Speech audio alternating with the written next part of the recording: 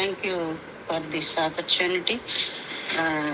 ఎస్తేర్ గారికి, మీ అందరికి కూడా ప్రభు అయిన యేసుక్రీస్తు నామములో శుభములు, వందనములు తెలియజేస్తూ ఉన్నాను. మరి మరొక దినాన్ని దేవుడు మన జీవితాల్లో అనుగ్రహించిన విధానాన్ని బట్టి దేవుని నామమునకు స్తుతులు, ఘనత, మహిమ, ప్రభావములు ఆరోపిస్తూ ఉన్నాను. అయితే నేను ఒక 2 ప్రశ్నలు అడగాలనుకుంటున్నానమ్మా. ఈ మీట్లో ఉన్న 12 మంది అయినా కూడాను మరి నేను ఏ అంశాల గుండా వెళ్తున్నానో ఎవరైనా చెప్తారా? గత 4 సమయాలుగా మరి నేను ప్రార్థన గురించి చెప్తున్నారండి. ప్రార్థన గురించి చెప్తున్నారండి. ప్రార్థన ఎలా చేయాలి, ప్రార్థన గురించి. అవునమ్మా, ప్రార్థన ఎలా చేయాలి మొదటిగా చెప్పాను. తర్వాత ఉపవాస ప్రార్థన. అవునమ్మా. తర్వాత 3వ ప్రసంగంగా అనానుకూల పరిస్థితుల్ని అనుకూలపరిచే ప్రార్థనగా మొన్నసారి వాక్యం ప్రకటించడం జరిగింది. అయితే నేను ఈ ప్రార్థన అంశాన్ని ఎక్కువగా మరి మీతో పంచుకోవాలనేది నేను ఆశపడుతూ ఉన్నాను. ప్రార్థన జీవితం అనేటువంటిది మన జీవితాల్లో మరి చాలా అవసరం కాబట్టి ప్రార్థన అనేటువంటిది దేవునితో సంభాషించడం, మరి ఆయన తిరిగి మాట్లాడే వరకు ప్రార్థించే వారంగా ఉండాలి అనేది నా యొక్క ఆశ. అయితే ఈ దినాన్న యాకోబు పత్రిక 5వ అధ్యాయము 17వ వచనము. యాకోబు పత్రిక 5వ అధ్యాయము 17వ వచనం. ఏలియా మన వంటి స్వభావం గల మనుష్యుడే. వర్షింపకుండానట్లు అతడు ఆసక్తితో ప్రార్థన చేయగా 3.5 సంవత్సరముల వరకు భూమి మీద వర్షింపలేదు. చిన్న ప్రార్థన చేసుకుందాం. మహోన్నతుడా, మహిమ కలిగిన రాజా, కృప కలిగిన తండ్రి, కృపామయుడవు, దయామయుడవు నాయన, నీ దయ కొరకు, నీ కృప కొరకు లెక్కలేనన్ని స్తుతులు, స్తోత్రాలు. ఇదిగో ఈ ఉదయకాల సమయమున ప్రార్థనా జీవితం, ఆసక్తితో ప్రార్థించిన నీ భక్తులు సాధించిన కార్యాలు, మరి నాయన ఆయా సంఘాల్లో మరి జరిగిన సంచలనాలు, అత్యాసక్తితో ప్రార్థించిన ఆది సంఘంలో జరిగిన కార్యాలని ఈ దినాన్న మీరు మాతో మాట్లాడనయింటుండగా మీ ఆత్మతో మమ్మల్ని నింపండి ప్రభువా. ప్రతి బిడ్డ యొక్క మనస్సును మరి వాక్యం మీద ఉంచండి. మరి నాయన ప్రకటించే ఈ వాక్యం వారి జీవితాలకు ఉపయోగకరంగా, దాన్ని అనుసరించే విధంగా మరి మీరు మాట్లాడమని, మా అందరి జీవితాలని నీ యొక్క కృపలో బలపరిచి భద్రపరచమని అయా మీరే మాట్లాడి ఈ పరిచర్య అంతట్లో మీ సహాయము మా మధ్యలో మీరుండి మీ ఆత్మతో నన్ను నింపి నడిపించమని యేసు పరిశుద్ధ పుణ్యనామంను బట్టి బ్రతిమలాడి వేడుకొని ప్రార్థిస్తూ ఉన్నాము తండ్రి, ఆమేన్. ప్రియమైన సహోదరులారా, ఏలియా చేసినటువంటి ప్రార్థన ఆసక్తితో, ఏలియా మన వంటి స్వభావం గల మనుష్యుడే.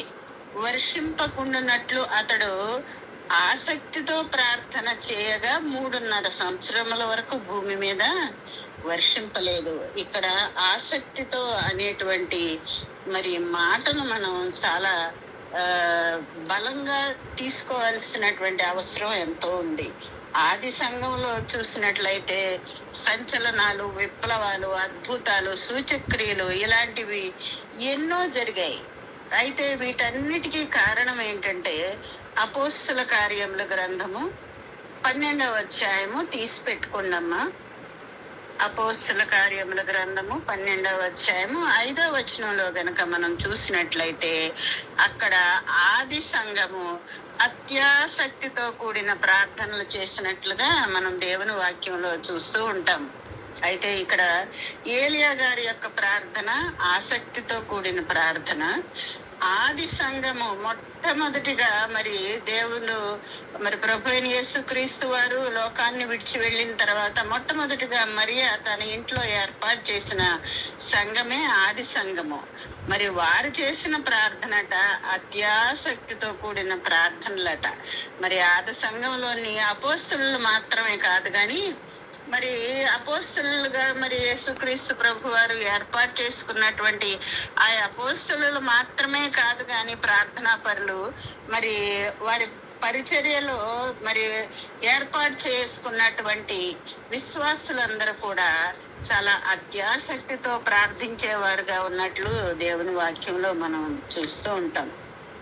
అయితే ఇక్కడ మరి యాకోబు పత్రిక 5వ అధ్యాయం 17వ వచనంలో మరి ఏలియా గారిని గురించి వ్రాయబడి ఉంది. భక్తుడైన ఏలియా మహాప్రార్థనా పరుడు. ఆ మహాభక్తుడు తన ప్రార్థనలో చాలా సంచలనాలను కలుగు చేశాడు. ఏంటేంటి అంటే అగ్ని ఆకాశం నుండి దిగి వచ్చింది, వర్షింపకుండానట్లు వర్షం కురవకూడదు అని ప్రార్థన చేస్తే వర్షం కురవలేదు. మళ్ళీ వర్షం కావాలి అని ప్రార్థన చేసినప్పుడు వర్షము వచ్చినట్లుగా మరి ఇంకా ఇలాంటివి మరి రాజులు కూడా ఆయన ఎదుటకు నడుచుకుంటా వచ్చేటట్టు చేసింది ఆయన యొక్క మరి ఆసక్తితో కూడినటువంటి ప్రార్థన. ఇలాంటివి ఎన్నెన్నో జరిగాయి. అయితే ఏలియా యొక్క ప్రార్థన ఏ విధంగా ఉండేదంటే యాకోబు 5:17 ప్రకారం ఆసక్తితో ప్రార్థన చేసినట్లుగా మనకి కనబడుతూ ఉంది. కాబట్టే దానికి జవాబుగా 3.5 సంవత్సరాలు భూమి మీద వర్షం కురియలేదు. మరి ఆసక్తితో కూడిన ప్రార్థన ఎంత శక్తివంతమైనదో ఇక్కడ మనం మరి ఏలియా గారి ప్రార్థన ద్వారా మనం తెలుసుకుంటూ ఉన్నాం. దేవుని ప్రియమైన బిడ్డలారా, మరి ఆది సంఘంలోని ప్రార్థన ఏలియా ప్రార్థన కంటే గొప్పది. మన ఏలియా గారు ఆసక్తితో ప్రార్థన చేశాడు. మరి ఈ ఆది సంఘాన్ని గురించి రాస్తూ మరి అపోస్తల కార్యంలో వారు అత్యాసక్తితో ప్రార్థన చేసేవారు అని రాయబడి ఉండటం మనం చూస్తాం. పాత నిబంధనలోని భక్తులైన మోషే, ఏలియా మరియు సమూయేలును గూర్చి మనం చాలా గొప్పగా చెప్పుకుంటాం. అయితే కొత్త నిబంధనలో దేవుని విశ్వాసులు వీరి కంటే గొప్ప ప్రార్థనా పరులుగా ఉన్నట్టు దేవుని వాక్యంలో చూస్తాం. ఈ విధంగా ఉండటం ఇది ప్రభు చిత్తం, వాక్యానుసారం కూడా. మరి పాత నిబంధనలో మరి ఏలియా వంటి మోషే, తర్వాత సమూయేలు, ఈ భక్తులందరూ ప్రార్థనా పరులే. కానీ క్రొత్త నిబంధనలోనికి వచ్చేసరికి ఆది సంఘంలో ఉన్నటువంటి అపోస్తలులు ప్రార్థన వీరి ప్రార్థనల కంటే మరి చాలా గొప్పదిగా, చాలా ప్రార్థనా పరులుగా ఉండేవారు అనేటువంటిది మనం దేవుని వాక్యంలో చూడగలుగుతాం. సంఘం అయితే అత్యాసక్తితో ప్రార్థించను అన్న మాటను మనం జాగ్రత్తగా పరిశీలించాలి. ఎందుకంటే ఏలియా కంటే గొప్ప ప్రార్థనా పరుడు శిష్యుడైన యోహాను అనొచ్చు, ఏలియా కంటే గొప్ప ప్రార్థనా పరుడు పేతురు గారు అనొచ్చు. కానీ అపోస్తల కార్యముల గ్రంథము 15వ అధ్యాయము 5వ వచనంలో గనుక మనం చూసినట్లయితే మరి ఇక్కడ సంఘం అయితే అతని కొరకు అత్యాసక్తితో దేవుని ప్రార్థన చేయుచుండెను. ఇక్కడ పేతురు గారు చెరసాలలో ఉన్నాడు. మరి ఈ చెరసాలలో ఉన్నటువంటి పేతురు కొరకు దేవుని వాక్యంలో ఏమి రాయబడి ఉందంటే సంఘం అయితే అతని కొరకు అత్యాసక్తితో ప్రార్థన చేయుచుండెను అని వ్రాయబడింది. మరి పేతురు బంధించబడ్డాడు, అతడు చంపబడటానికి రంగం సిద్ధమైంది. అప్పుడు సంఘమంతా కూడాను మరి అత్యాసక్తితో ప్రార్థన చేసినట్లు దేవుని వాక్యంలో మనం చూస్తున్నాం. యేసు ప్రభు ఈ లోకాన్ని మరి విడిచి వెళ్తూ ప్రార్థనా పరులని తయారు చేసి వెళ్ళాడు. అపోస్తల కార్యముల గ్రంథము 1వ అధ్యాయము 14వ వచనంలో గనక చూసినట్లయితే అక్కడ యేసుక్రీస్తు ప్రభు వారు మరణమై తిరిగి లేచి మరి అనేక సార్లు మరి తన శిష్యులకు అగుపడుచు ఆయన తిరిగి ఆరోహణమై వెళ్ళిపోయిన తర్వాత మొట్టమొదటిసారిగా మనం చూసినట్లయితే 1వ అధ్యాయం 14వ వచనంలో వీరందరూ వీరితో కూడా కొందరు స్త్రీలను యేసు తల్లి అయిన మరియయు ఆయన సహోదరులను ఏక మనస్సుతో ఎడతెగక ప్రార్థన చేయుచుండిరి అని వ్రాయబడి ఉంది. మరి ఆయన ఈ లోకాన్ని విడిచి వెళ్ళిపోతూ ఈ ప్రార్థన వీరులందరినీ మరి తయారు చేసి వెళ్ళినట్లుగా దేవుని వాక్యంలో చూస్తా ఉన్నాం. అయితే ఆ పిదప ఈ మొదటి శ్రేణి ప్రార్థనా పరులు మరి మనలాంటి ప్రార్థనా పరులని పరిచర్యలో తయారు చేశారు. వారి యొక్క ప్రార్థనలు, వారి యొక్క నడిపింపు, వారి చూపిన దారిలోనే మరి దినాన్న మనం అందరం మరి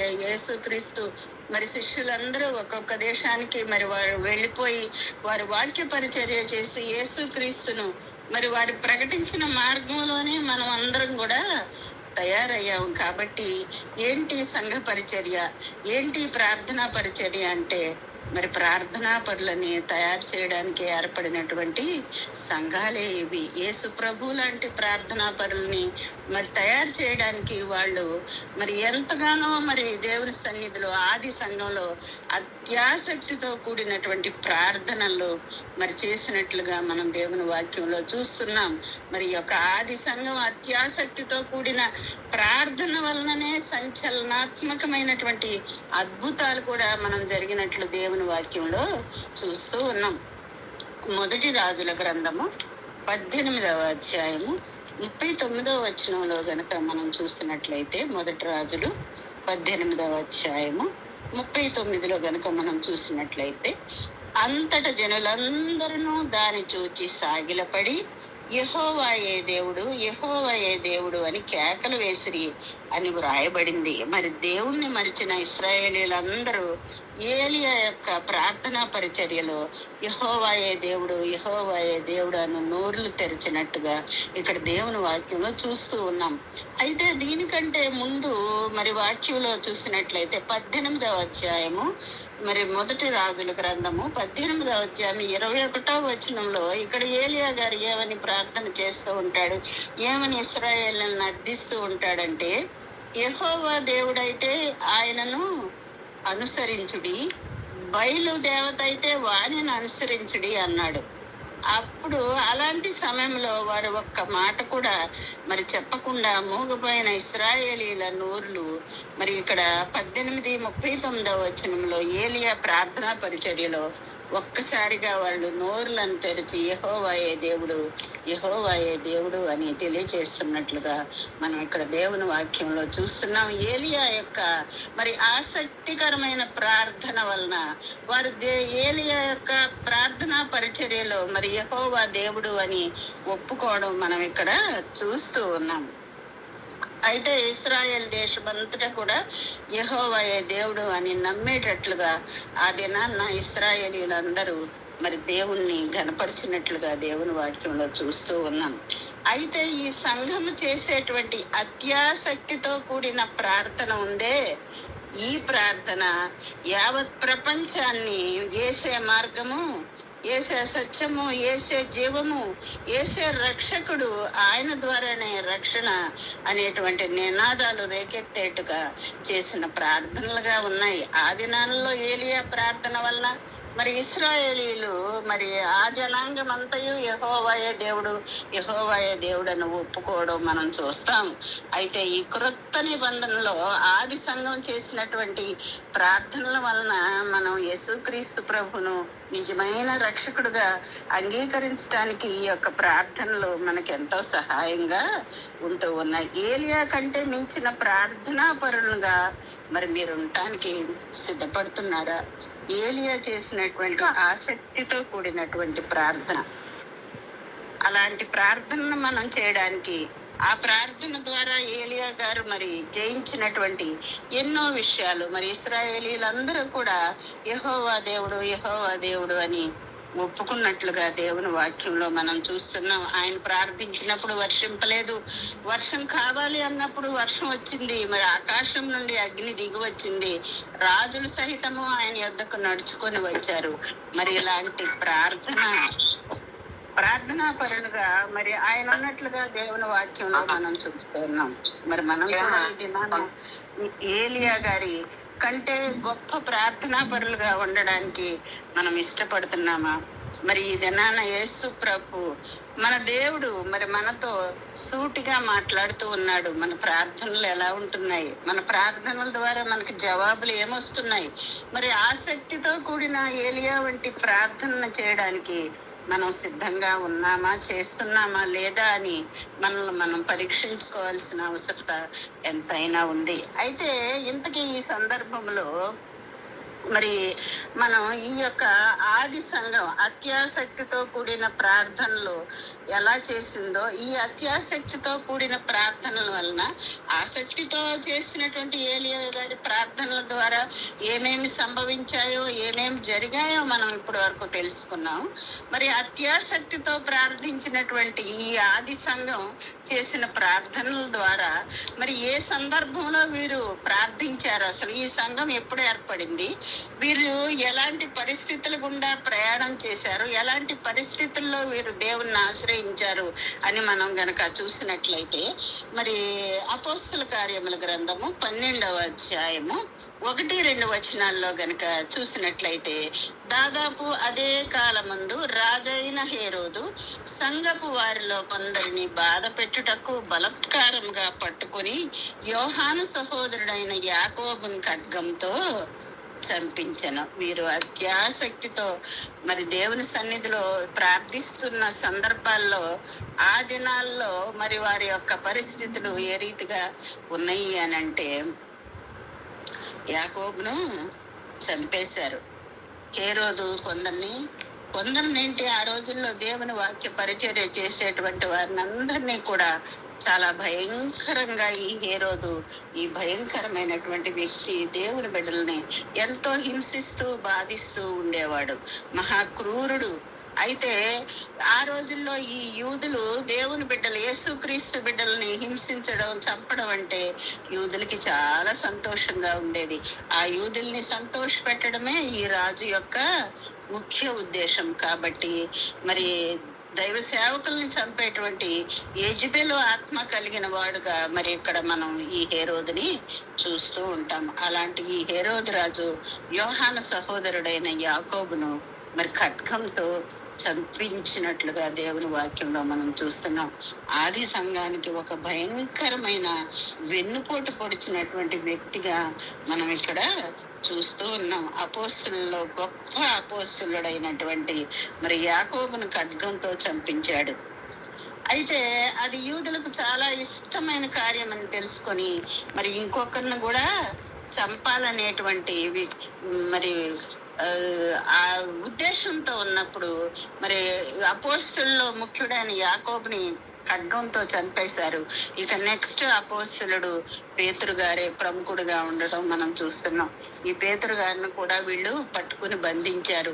పులియన్ రొట్టెల పండుగ దినములు అయిపోగానే పేతుర్ని చంపాలి అని అనుకున్నాడు. ఎందుకంటే ఇతని పరిపాలన ఏ రకమైన పరిపాలన అంటే ప్రజలను సంతోష పెట్టేటువంటి పరిపాలన.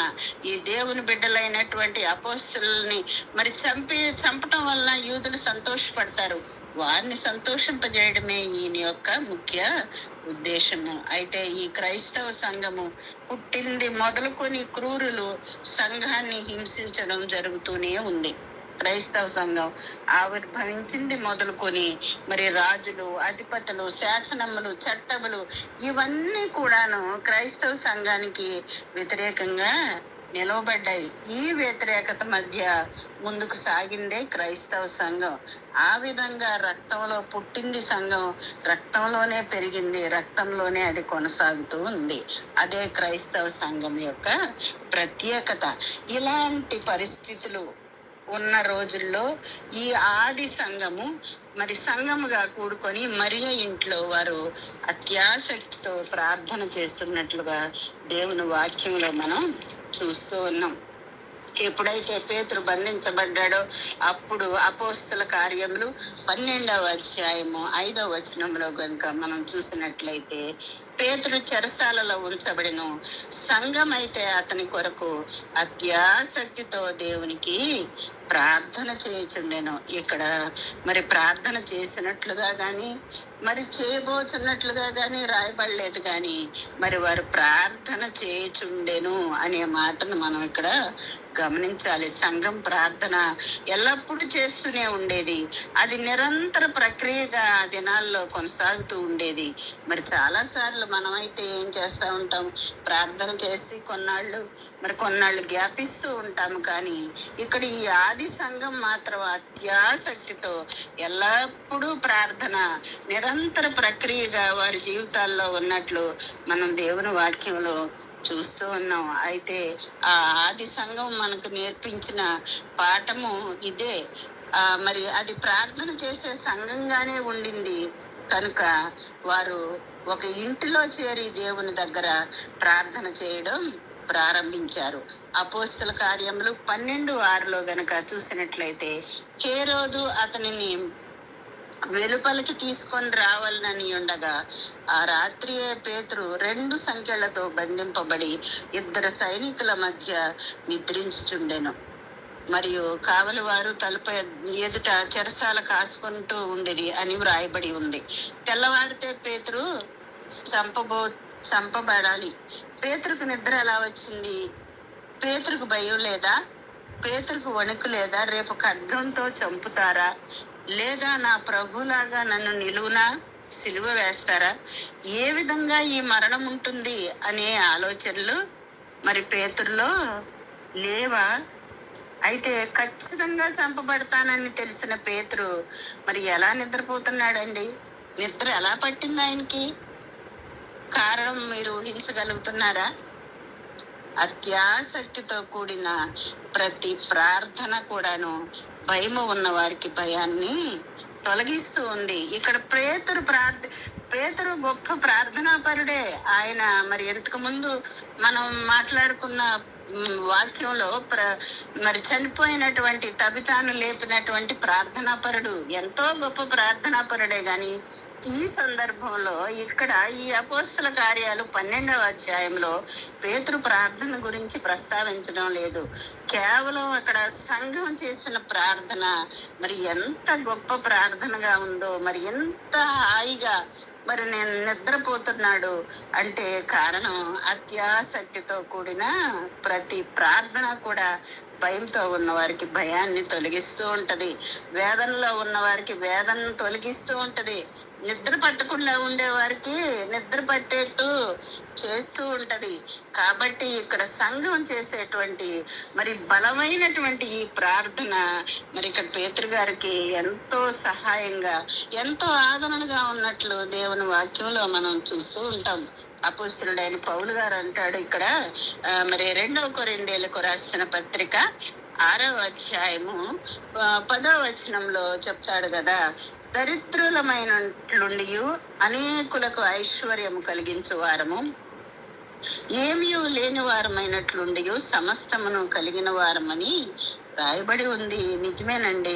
మరి చూసేందుకు మరి ఈ ప్రార్థనా పరులు మరి ఏమి లేని వారుగానే ఉంటారు, కానీ అనేకులకు ఐశ్వర్యాన్ని కలిగించేవారుగా, మరి చూసేందుకు దరిద్రులుగా ఉంటారు, కానీ అనేకులను ఉన్నత స్థలముల్లోనికి మరి నడిపించేవారుగా వీరి యొక్క ప్రార్థనలు ఉంటాయి. అంతేకాదు వీరి ప్రార్థనల ద్వారా, వీరి యొక్క పరిచర్య ద్వారా అనేకులకు ఆదరణ, నెమ్మది, సంతోషము కలిగేట్టుగా చేస్తూ ఉంటారు. కాబట్టి మరి దేవుని బిడ్డలు, దేవుని సేవకుల యొక్క జీవితాలు ఈ రీతిగా ఉంటాయి అని చెప్పి ఇక్కడ మరి అపోస్తలుడైన పౌలు గారు తెలియచేస్తూ ఉన్నాడు. మరి ఇక్కడ పేతురు గారు హాయిగా నిద్రపోతూ ఉన్నాడు. మరి నిద్రపోతూ ఉన్న సందర్భంలో మరి ఆయనకి సంఘం మాత్రం ఎంతో అత్యాసక్తితో మరి ప్రార్థన చేస్తూ ఉన్నట్లుగా, మరి వీళ్ళంతా ప్రార్థన చేస్తూ ఉన్నప్పుడు అక్కడ జరిగినటువంటి గొప్ప విషయం ఏంటంటే, ప్రార్థనకి దిగి వచ్చిన దేవదూత ఈ సంఘం యొక్క అతి ఆసక్తికరమైనటువంటి ప్రార్థన వలన మరి అక్కడ దేవదూత మరి దిగి వచ్చినట్లుగా దేవుని వాక్యంలో అపోస్తల కార్యములు 12వ అధ్యాయము 7వ వచనం ఎవరైనా చదవండి అమ్మ ఒకసారి. అపోస్తల కార్యములు 12వ అధ్యాయము 7వ వచనం.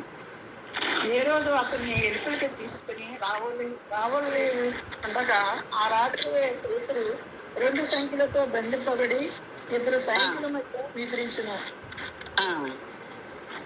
ఇక్కడ మరి ప్రభు దూత అతని దగ్గర నిలిచెను అని మనం రాయబడి ఉండడం మనం చూస్తూ ఉంటామండి.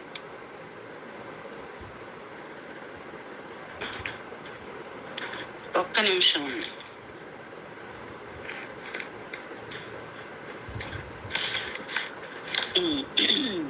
అయితే ఇక్కడ మరి పేతురు గారు సంఘం అయితే అత్యాసక్తితో ప్రార్థన చేస్తూ ఉంది. మరి ఇదిగో ప్రభు దూత అతని దగ్గర నిలిచెను, అతడుండిన గదిలో వెలుగు ప్రకాశించెను.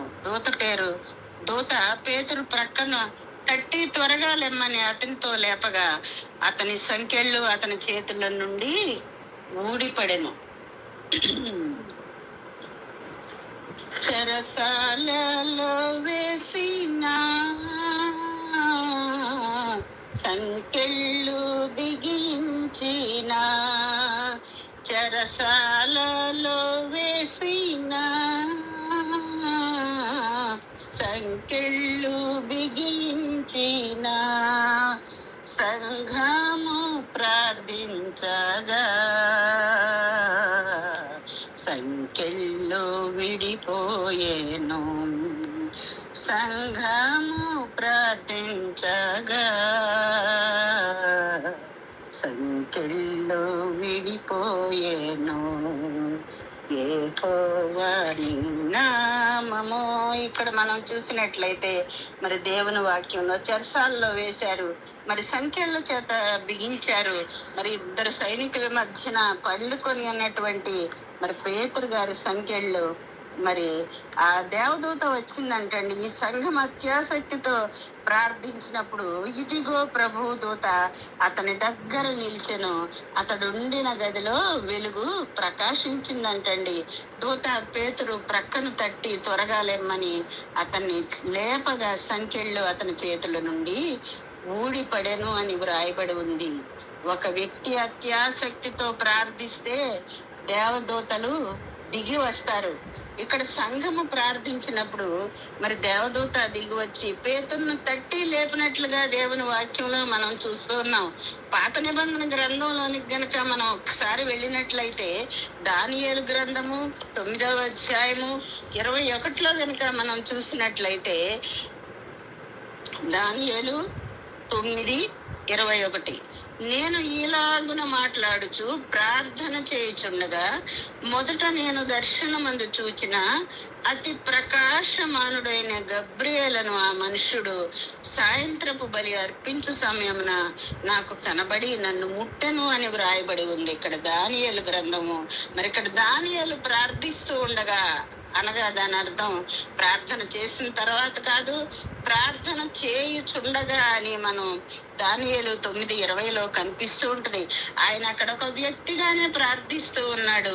అయినప్పటికీ అక్కడికి ఆయనకి దేవదూత మరి కనబడి ఆయనతో మాట్లాడినట్లుగా దేవుని వాక్యంలో మనం చూస్తూ ఉన్నాం. మరి ప్రార్థన జరుగుతుండగా గాబ్రియేలు అనే దేవదూత దిగి వచ్చినట్లు మనం గమనించగలం. దానియేలు 9:21లో కనుక చూసినట్లయితే దానియేలు ఆ దేవదూతను గూర్చి ఏమన్నాడంటే మొదట నేను దర్శనమందు చూచిన గాబ్రియేలు అన్నాడు. మొదట నేను దర్శనమందు చూచిన గాబ్రియేలు అంటున్నాడు. అంటే ఇంతకు ముందే గాబ్రియేలు అనే ప్రధాన దూతను దానియేలు ఎన్నోసార్లు చూస్తుంటాడు. ఆయన ప్రార్థన చేస్తున్నప్పుడల్లా ఈ దూత ఆయనకు ప్రత్యక్షమైనట్లుగా మనం ఇక్కడ దేవుని వాక్యంలో గమనించగలం. పరలోకంలో అనేక కోట్ల సంఖ్యలో మరి దేవదూతలు ఉన్నారు. వీరిలో సెరూపులు, కెరూపులు, దూతలు, ప్రధాన దూతలు. మరి అందులో ఒక దూత గాబ్రియేలు, ఈ గొప్ప దేవదూత మరి ఇంతకు మునిపే దానియేలు వద్దకు వచ్చినట్లు మనకి ఇక్కడ అర్థమవుతూ ఉంది. అయితే మళ్ళీ వచ్చాడు దానియేలు దగ్గరకు. గాబ్రియేలు దేవదూత వచ్చిపోతూ ఉండే దూతగా మనకి ఇక్కడ కనిపిస్తూ ఉన్నాడు. అయితే అతని ప్రార్థనలకు దేవుడు మహా గొప్ప దేవదూత అయినటువంటి మరి గబ్రియేలును పంపించినట్లుగా దేవుని వాక్యంలో మనం చూస్తూ ఉన్నాం. మాటి మాటికి అదే దూత దానియేలు వద్దకు వచ్చి మరి మాట్లాడగా ఆ మహాదూత దానియేలుకి స్నేహితుడిగా కూడా ఉన్నట్లు మనం అర్థం చేసుకోవట్టు. బలమైన ప్రార్థనలు చేసేవారికి దేవదూతలు స్నేహితులుగా ఉంటారు. మనం ప్రార్థన చేస్తూ ఉంటాం కదా, మరి ప్రయాణాల్లో వెళ్తున్నప్పుడు అయ్యా నీ దేవదూతలను కావలిగా ఉంచు ప్రభు అని. మరి మన జీవితాల్లో మరి మనం కూడా దానియేలు వలె అంత బలమైనటువంటి ప్రార్థనలు చేసినప్పుడు దేవదూతలు ఎల్లప్పుడూ మనకి స్నేహితులుగా ఉంటారు. మరి ఇక్కడ దేవుని వాక్యంలో మనం చూసినట్లయితే ఆది సంఘం అత్యాసక్తితో ప్రార్థన చేసినప్పుడు మరి పేతురు గారు చెరసాలలో సంఖ్యలతో ఉన్నప్పుడు ఆకాశం నుండి దిగి వచ్చి పేతురును తట్టి లేవమన్నప్పుడు సంఖ్యలన్నీ ఊడిపోయాయి. ఈ పాత నిబంధన గ్రంథంలో మరి దానియేలు కూడా ప్రార్థన చేస్తూ ఉన్నప్పుడు మరి దేవదూతలు మరి ఆయన వద్ద నిలబడినట్లు దేవుని వాక్యంలో మనం చూస్తూ ఉన్నాం. అలాగే లోకాసు వార్త 1వ అధ్యాయము 10-11 వచనాల్లో కూడా మరి ధూప సమయమందు ప్రజల సమూహమంతయు వెలుపల ప్రార్థన చేయుచుండగా ప్రభు దూత వచ్చి జకర్యా దగ్గర నిలవబడ్డాడు. 19వ వచనంలో గాబ్రియేలు వచ్చినట్లుగా మనం గమనించగలం. జకర్యా యాజకుడై బలమైన ప్రార్థనలు చేస్తూ ఉన్నప్పుడు మరి వెలుపల సమూహం అంతయు దేవునికి మొరపెడుతూ ఉన్నప్పుడు గాబ్రియేలు దేవదూత దిగి వచ్చినట్లుగా మనం దేవుని వాక్యంలో చూస్తూ ఉన్నాం. బలమైన ప్రార్థనలు బలమైన జవాబులను ఇస్తూ ఉంటాయి. ఇదిగో దానియేలు ఏ రీతిగా ప్రార్థించినప్పుడు మరి దేవదూత దిగి వచ్చి మరి ఆయనతో మాట్లాడుతూ ఆయనతో స్నేహితుడిగా ఎలా ఉన్నాడో ఇక్కడ జకర్యా ప్రార్థనా సమయంలో మరి ఈ గాబ్రియేలు దేవదూత ఏ రీతిగా దిగి వచ్చింది. అలాగే మన జీవితాల్లో మన ప్రార్థనకు కూడా మరి ఇక్కడ పేతురు గారి గురించి సంఘం ప్రార్థిస్తున్నప్పుడు మరి దేవదూత దిగి వచ్చి మరి ఏ రీతిగా ఆయనకి మరి ఆయన్ని లేపిందో ఏ రీతిగా ఆయన నడిపించిందో మనం ముందుకు వెళదాం. మరి అపోస్తల కార్యములు 12 గనక చూసినట్లయితే ఇదిగో ప్రభు దూత అతని దగ్గర నిలిచెను, అతడు ఉండిన గదిలో వెలుగు ప్రకాశించను అని మనం గమనిస్తూ ఉన్నాం. దేవుని గ్రంథాన్ని మరి చాలా జాగ్రత్తగా మనం గమనిస్తే గనక మరి పేతురు ఒక గదిలో ఉండినట్లుగా మనకు అర్థమవుతూ ఉందండి. మరి చెరసాల అనగానే చాలా గదులు ఉంటాయి, కానీ మరి ఈ యొక్క దేవదూత క్రిందకి దిగి వచ్చి మరి ఎక్కడున్నాడు పేతురు, ఏ గదిలో ఉన్నాడు అని వెతుక్కున్నట్టు గాని మరి మనం ఎక్కడ చూడము. నేరుగా మరి పేతురు ఉన్నటువంటి గదిలోనికి వెళ్ళినట్లుగా ఇక్కడ దేవుని వాక్యంలో చూస్తూ ఉన్నాం. ఏంటి దీనికి కారణం అంటే ఎందుకు ఆ రీతిగా ప్రవేశించగలిగాడు అంటే సంఘం అత్యాసక్తితో ప్రార్థిస్తూ ఉన్నప్పుడు మరి దేవుని యొక్క జవాబులు కూడా ఆ రీతిగానే నేరుగానే ఉంటాయి.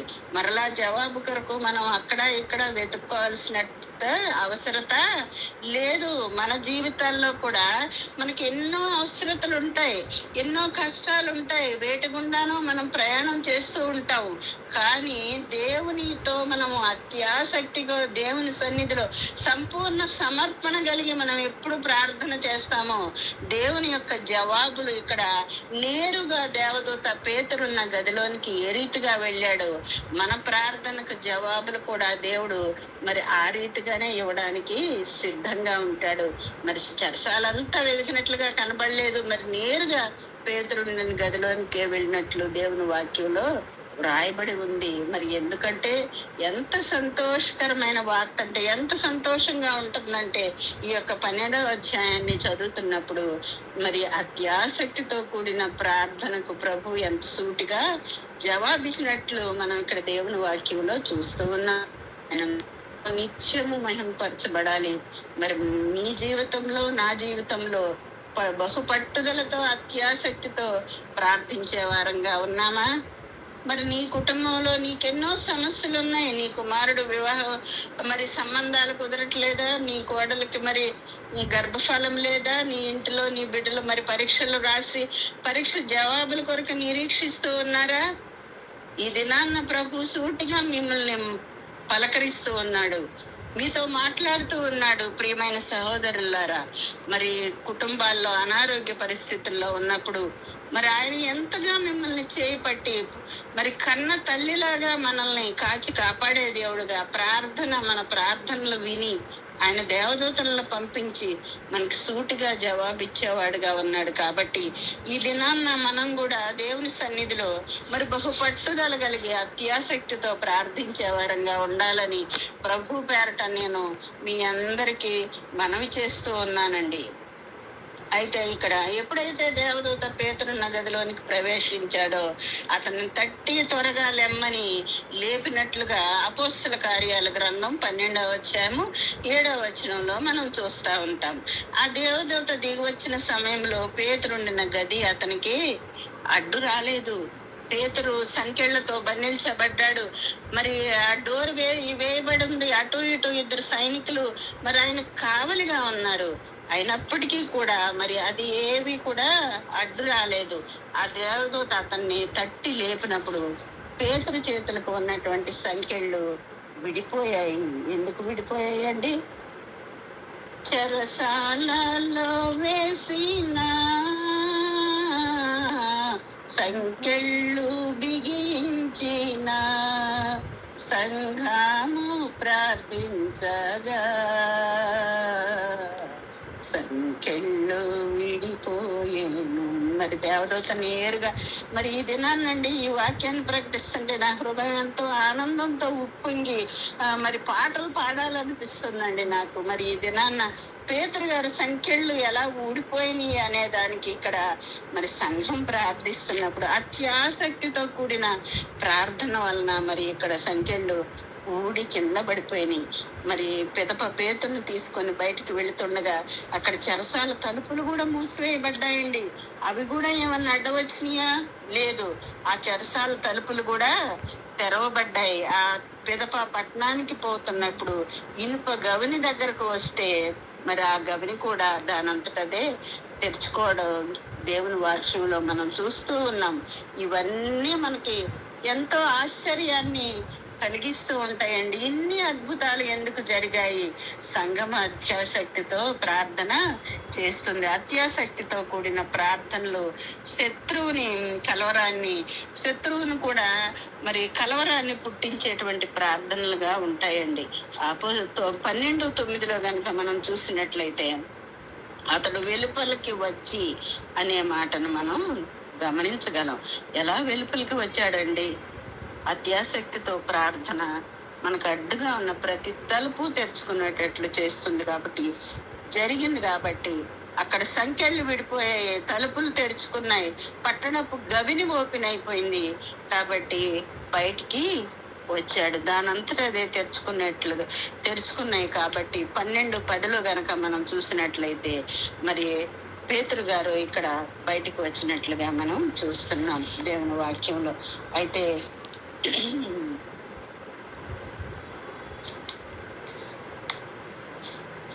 మన జీవితాల్లో కూడా మనం చూసినట్లయితే మరి దేవుని సన్నిధిలో మరి మన జీవితాల్లో మనం ముందుకు సాగకుండా ఇనుప గౌనులు ఉన్నాయా? మరి మన జీవితంలో ముందుకు సాగకుండా ఇత్తడి తలుపులు ఉన్నాయా?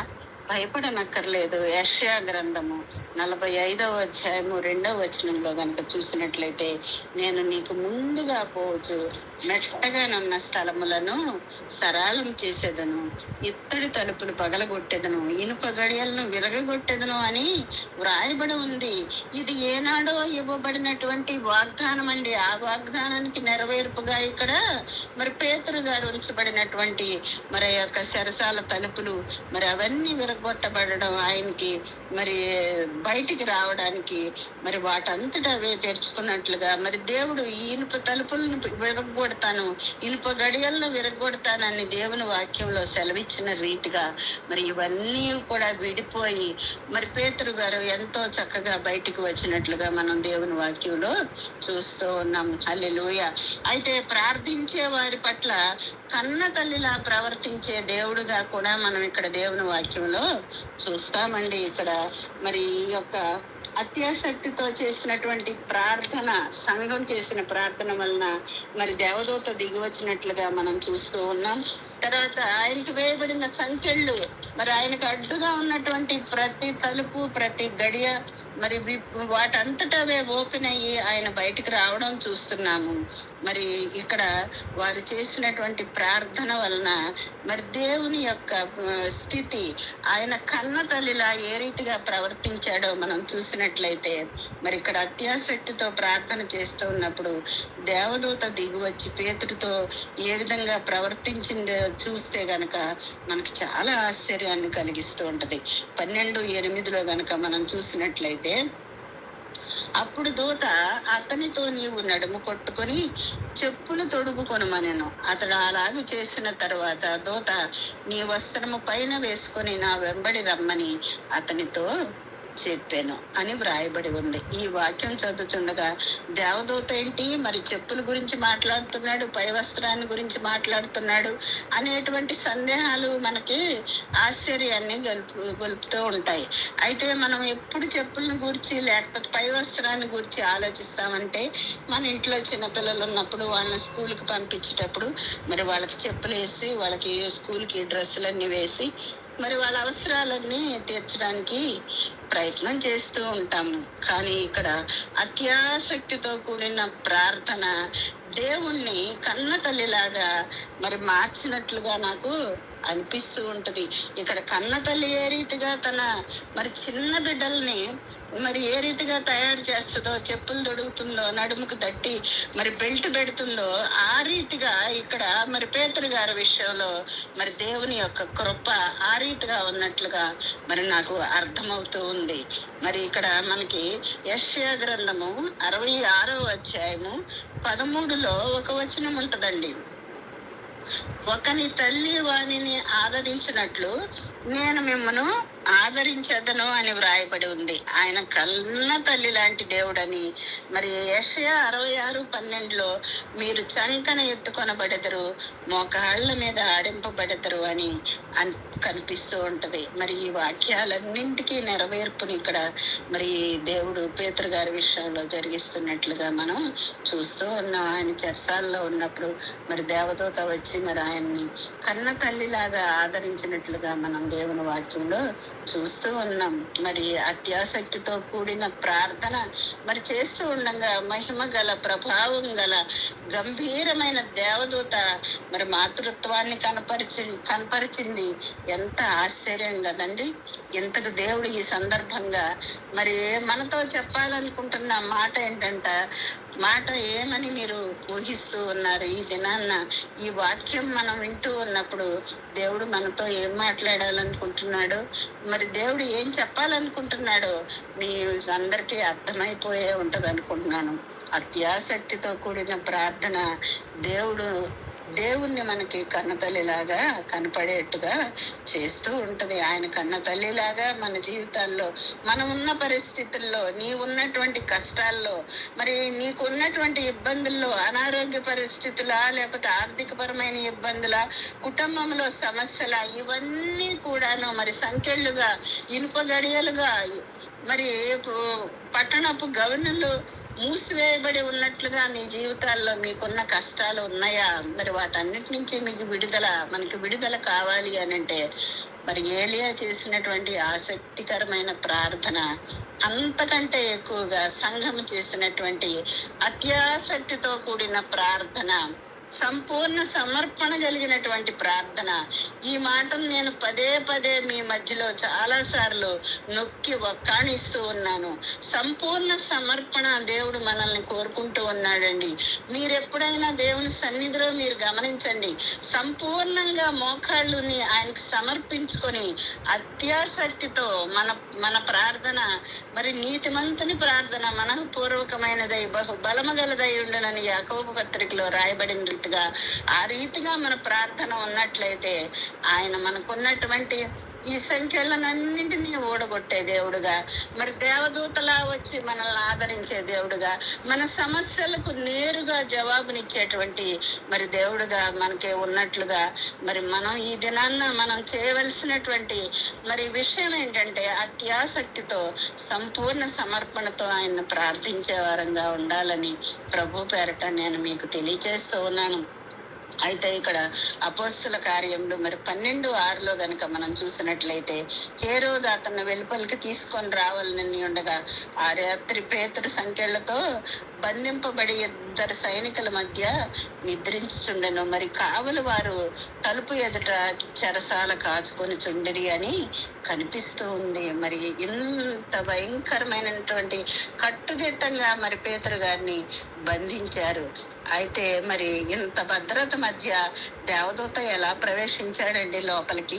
దేవదూత వచ్చి పేతురుని తట్టుచుండగా ప్రక్కలో ఉన్న 2 సైనికులు ఏం చేస్తూ ఉన్నారు? ఆయనకు అటువైపు ఇటువైపు సైనికులు ఉన్నారు. మరి మరి చాలా మంది నా సైనికులు కూడా ఉన్నట్లుగా దేవుని 12:4 చూసినట్లయితే మరి అనేక మంది సైనికులు ఆయన చుట్టూరా మరి కావలి ఉన్నట్లుగా దేవుని వాక్యంలో చూస్తున్నాం. అత్యాసక్తితో కూడిన ప్రార్థన మరి ఇక్కడ ఏం చేసిందో తెలుసా? ఆది సంఘపు ప్రార్థన పేతురుకి ఏ విధంగా గాఢ నిద్రను కలుగజేసిందో మరి అలాగే దేవుని జవాబు ఆ సైనికులకు కూడా గాఢ నిద్రను కలుగు చేసినట్లుగా మనం చూస్తూ ఉన్నాం. ఎంత ఆశ్చర్యకరమైన విషయాలు మరి ఇక్కడ మనం గమనించగలం. మరి ఆయన గద్దింపునకు మరి ఐగుప్తు రథసారథులు కూడా గాఢ నిద్రను కలిగించినట్లుగా మనం చూస్తున్నాం. దేవుని గ్రంథంలో రాయబడి ఉంది. అందుకు